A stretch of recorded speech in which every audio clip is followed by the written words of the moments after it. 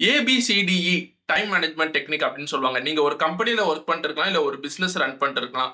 இதுல டெய்லியும் நீங்க பண்ண வேண்டிய டாஸ்க் வந்து உங்களுக்கு நெறைய இருக்கலாம். அந்த டாஸ்க்ல எந்த டாஸ்க்க வந்து எப்படி வந்து டைம் எஃபிஷியன்ட்டோட பண்ணலாம்னு சொல்லி தான் இந்த டைம் மேனேஜ்மெண்ட் டெக்னிக்க யூஸ் பண்ணி நான் உங்களுக்கு எக்ஸ்பிளைன் பண்ண போறேன். ஃபர்ஸ்ட் உங்களுக்கு இருக்க லிஸ்ட் ஆஃப் டாஸ்க் எல்லாத்தையுமே அந்த டாஸ்க்க நீங்க நோட் பண்ணி வச்சுக்கோங்க. அந்த டாஸ்க்க நீங்க நோட் பண்ணி வச்சதுக்கு அப்புறம் அதுல ஏ கேட்டகரியில என்னென்னலாம் வருதுன்னு சொல்லி பாருங்க.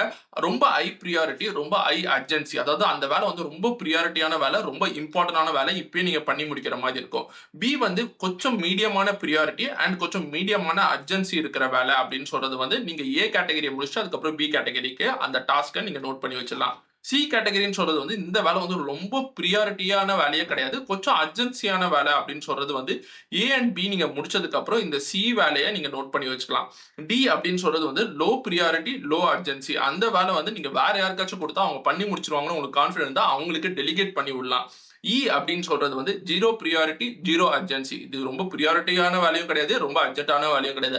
அதனால அந்த வேலையை நீங்க கம்ப்ளீட்டா எலிமினேட்டே பண்ணலாம். இந்த ஏபிசிடிஇ அப்படின்னு சொல்ற டைம் மேனேஜ்மெண்ட் டெக்னிக்கை யூஸ் பண்ணி உங்களோட டாஸ்க்கை நீங்க ரொம்ப டைம் எஃபிஷியன்ட்டா பண்ணலாம். இந்த பேசிக்கான இன்ஃபர்மேஷன் எல்லாரும் தெரிஞ்சு வச்சுக்கோங்க. யாருக்கு யூஸ்ஃபுல்லாக இருந்ததோ அவங்க ஷேர் பண்ணுங்க. தேங்க்ஸ் ஃபார் வாட்சிங். It is by from Manikandan. Bye bye.